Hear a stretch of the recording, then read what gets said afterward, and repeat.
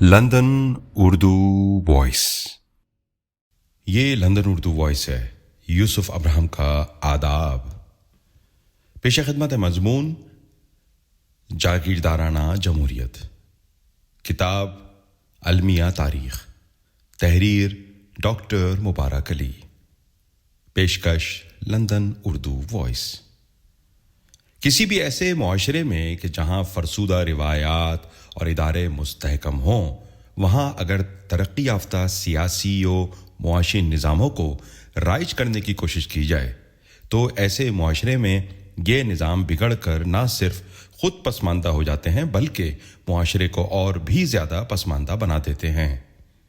यही सूरत हाल पाकिस्तान में जमहूरियत की है, क्योंकि यहाँ पर जमहूरी निज़ाम को महज एक सियासी निज़ाम के तौर पर राइज करने की कोशिश हो रही है, मगर इसके साथ मुआशरे के समाजी और सकाफ़ती और मुआशी ढांचों को बदलने और ज़हनी तब्दीलियों की ज़रूरत को महसूस नहीं किया जा रहा है।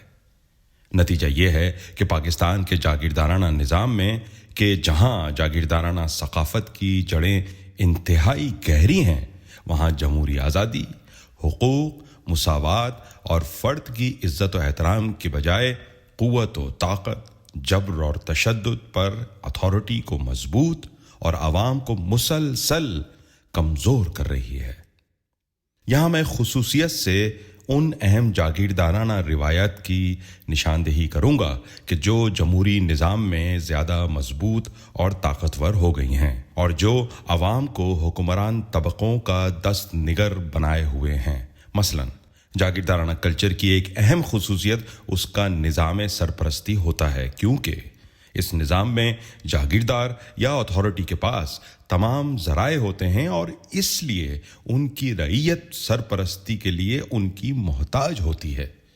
सरपरस्ती के एवज़ ज़मींदार और जागीरदार अपनी रईयत से वफादारी और इताअत चाहता है, जिससे रूगर्दानी को नमक हरामी से ताबीर किया जाता है। इसलिए जमहूरी निज़ाम में जब इंतखाबात के मौके पर जागीरदार उम्मीदवार होता है तो उसकी रईयत को ये हिम्मत नहीं होती कि वो उसके मुकाबले में इलेक्शन लड़े।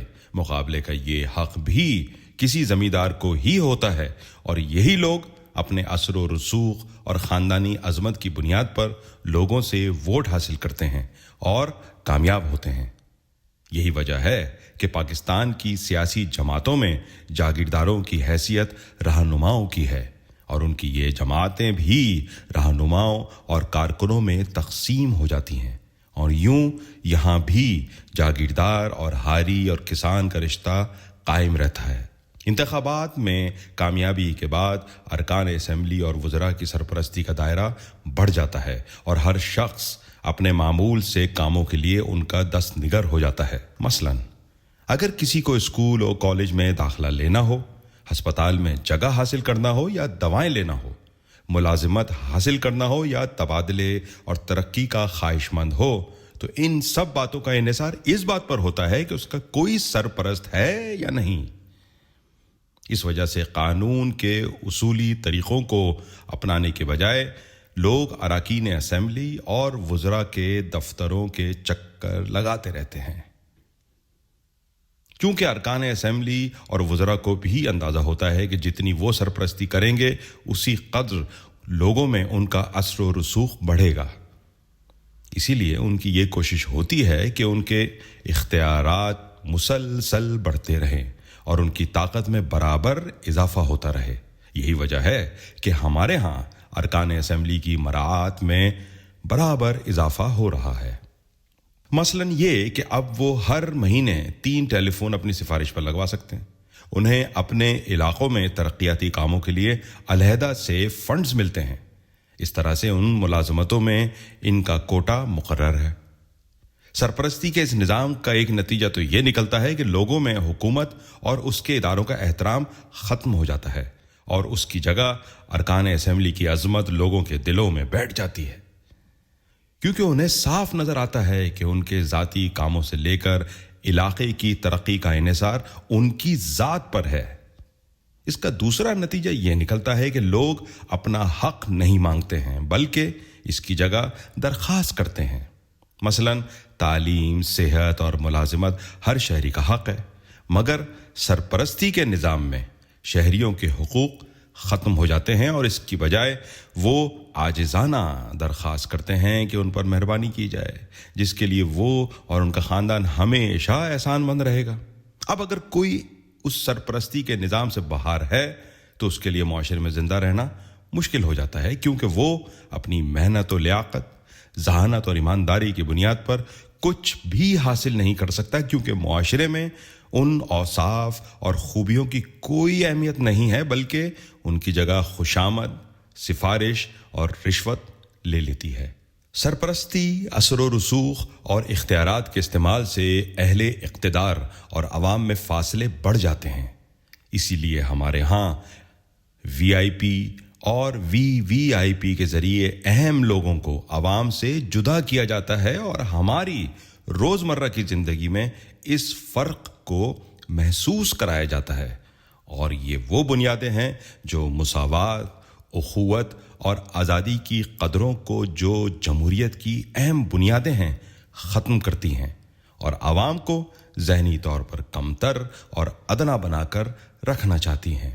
چنانچہ جاگیردارانہ جمہوریت میں قانون کی بالادستی کا تصور ختم ہو جاتا ہے، بلکہ اس کی جگہ قانون کی مخالفت یا قانون کی خلاف ورزی ہمارے حکمران طبقوں کا روزمرہ کا معمول بن جاتا ہے۔ ٹریفک لائٹس کی خلاف ورزی سے لے کر قتل و اغوا کے جرائم تک سے ان کو آزاد کر دیا جاتا ہے۔ اس جاگیردارانہ جمہوریت کے دور کی ایک اہم خصوصیت یہ ہے کہ اس میں عورتوں کے خلاف جرائم کی تعداد بڑھ جاتی ہے۔ عورتوں کا اغوا، ان کی عزت لوٹنا، انہیں جسمانی تشدد کا شکار بنانا جاگیردارانہ کلچر میں عام ہو جاتا ہے۔ اس کی مثالیں ہمیں اس زمانے میں مل رہی ہیں۔ اس کی وجہ یہ ہوتی ہے کہ جب جاگیردار کے ہاتھ میں سیاسی طاقت آتی ہے تو حکومتی ادارے اس کے رحم و کرم پر ہوتے ہیں، اور ان کی مدد سے وہ نہ صرف جرائم کی سرپرستی کرتا ہے بلکہ ان حکومتی اداروں کو اپنے مقاصد کے لیے استعمال کرتا ہے۔ یہی جاگیردار جب اسمبلیوں میں ہوتے ہیں تو ان کی کوشش ہوتی ہے کہ ہر اس عمل کی مخالفت کی جائے کہ جس سے معاشرے میں ترقی اور تبدیلی ممکن ہو سکتی ہو۔ یہ جمہوری اداروں اور روایات کو اپنے مقاصد کے لیے استعمال کرتے ہیں اور ایسے قانون بناتے ہیں کہ جن کے ذریعے ان کا تسلط اور مضبوط ہو اور معاشرہ مزید پسماندہ ہوتا چلا جائے۔ چنانچہ یہی وجہ ہے کہ ہماری اسمبلیوں میں آج تک وہ قانون پاس نہیں ہوئے کہ جن کے ذریعے عوام کی حالت کو بہتر بنایا جائے اور ملک کو جدیدیت کی طرف لے جایا جائے۔ اس کے بجائے احمدیوں کو غیر مسلم قرار دے کر شریعت و حدود کے قوانین کو نافذ کر کے معاشرے کو مزید ٹکڑے ٹکڑے کر کے اسے پیچھے کی طرف دھکیل دیا ہے۔ اس کے علاوہ جاگیردارانہ کلچر میں قوت برداشت کا فقدان ہوتا ہے، جو کہ ایک اہم جمہوری روایت ہے۔ اس لیے جو بھی طاقت میں ہوتا ہے وہ حکومت کو اپنے ذاتی اقتدار کے لیے استعمال کر کے اپنے مخالفوں کو قید و بند کی اذیتیں دے کر خاموش کرانے کی کوشش کرتا ہے۔ انتقام کا جذبہ قوت برداشت پر قابو پا لیتا ہے اور اس کے ذریعے ہر مخالف کو دشمن گردانتے ہوئے اسے جبر و تشدد کے ذریعے ختم کرنا چاہتا ہے۔ اس کا نتیجہ یہ ہوتا ہے کہ جمہوریت اور جمہوری ادارے جاگیرداروں کے ہاتھوں میں ایسے مؤثر ہتھیار بن جاتے ہیں کہ جن کو استعمال کر کے وہ اپنی طاقت و اثر و رسوخ کو اور بڑھاتے ہیں اور فرسودہ روایات کو قانونی شکل دے کر انہیں نافذ کرتے ہیں۔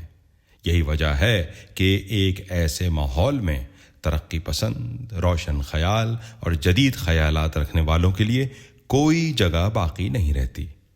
جاگیردارانہ جمہوریت میں عوام اور منتخب امیدواروں میں جو فرق اور دوری ہو جاتی ہے، اس کی وجہ سے اگر کبھی آمریت یا مارشل لاء کے خلاف تحریک چلائی جاتی ہے تو اس میں کامیابی کے امکانات اس لیے کم ہو جاتے ہیں کہ حکومت کے بدلنے کے ساتھ ہی جاگیردار نمائندے اپنی وفاداریاں بدل لیتے ہیں، کیونکہ ان میں سے بہت کم ہیں جو اپنی مراعات و آسائشوں کو خطرے میں ڈالنے کی ہمت رکھتے ہوں۔ جاگیردار خاندانوں کی وفاداریاں بدلنے کی وجہ سے ہمارے سیاسی نظام میں کوئی استحکام پیدا نہیں ہوا، کسی سیاسی پارٹی کی اپنی علیحدہ شناخت نہیں بن سکی، اور سیاسی رہنماؤں کا کمٹمنٹ لوگوں کے بجائے اقتدار سے رہا۔ یہی وجہ ہے کہ رشوت، جبر، طاقت، لالچ کی بنیادوں پر ایک اقلیتی پارٹی اکثریتی پارٹی بن جاتی ہے اور حکومت کرتی ہے۔ جاگیردارانہ جمہوریت میں کسی احتساب کی گنجائش نہیں ہوتی، کیونکہ احتساب وہاں ہوتا ہے جہاں ووٹ دینے والوں کی اہمیت ہوتی ہے، جہاں ووٹروں اور امیدواروں میں برابر کے تعلقات ہوتے ہیں۔ لیکن جہاں حکمران اور رعیت کے ساتھ رشتے ہوں، وہاں سربراہوں سے سوال پوچھنے کی جرت کس کو ہو سکتی ہے؟ اس لیے ہماری جاگیردارانہ جمہوریت میں خاندان کا اثر و رسوخ ہے۔ چند خاندان جمہوریت پر قبضہ کیے ہوئے ہیں، انہی کے ذاتی مفادات کے تحت ملک کی پالیسیاں بنتی اور بگڑتی ہیں۔ اس لیے جب بھی زرعی انکم ٹیکس کا سوال آتا ہے تو اہل اقتدار اور حزب اختلاف سب اس کی مخالفت میں ایک ہو جاتے ہیں۔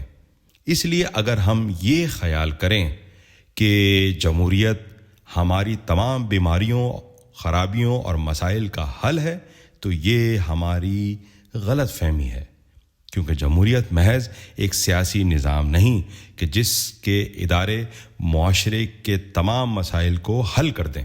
اس کا تعلق معاشرے کے ذہن سے بھی ہے، اور یہ ذہن اسی وقت بدلے گا جب ملک میں معاشی و سماجی حالات بدلیں گے، کیونکہ اب تک جن ملکوں میں جمہوریت ایک کامیاب سیاسی نظام کے طور پر قائم ہوئی ہے، وہاں پر سب سے پہلے جاگیرداری کا خاتمہ ہوا۔ اس کے بعد ہی یہ ممکن ہوا کہ ملک میں تعلیم پھیلی اور صنعتی ترقی ہوئی، اور اس کے نتیجے میں جمہوری اقدار کو استحکام ملا۔ لہذا جمہوریت کی بقا اور اس کی زندگی اس میں ہے کہ لوگوں میں شعور اور تعلیم ہو، اور یہ تب ہی ممکن ہے کہ جب جاگیردارانہ ثقافت ختم ہو۔ اگر معاشی اور سماجی تبدیلیوں کے بغیر جمہوریت کو نافذ کرنے کی کوشش کی گئی تو یہ نظام جاگیرداروں اور اس کی ثقافت کو مضبوط بنا کر ملک کو اور پسماندہ کر دے گا۔ بہت شکریہ، امید ہے آپ کو یہ مضمون پسند آیا ہوگا۔ دوبارہ حاضر ہوں گے ایک نئے مضمون کے ساتھ۔